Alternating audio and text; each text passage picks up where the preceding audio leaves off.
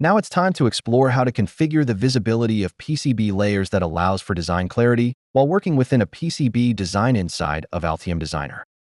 First, we will start by learning the different methods for toggling between layers inside our PCB.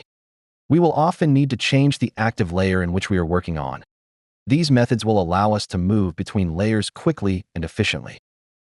We can toggle through the different layers in multiple ways. Please note that the heads-up display in the top left corner displays the current active layer name.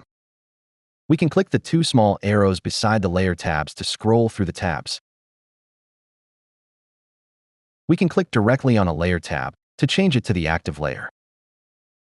Or we can press the plus, minus, or star symbol shortcut keys on the numerical keypad to change the active layer. The plus key will jump to the next layer.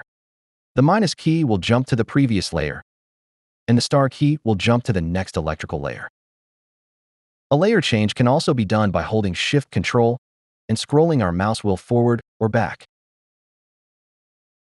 We have now learned how to navigate PCB layers by selecting layer tabs and using dedicated keys in the numerical keypad, as well as keyboard shortcuts.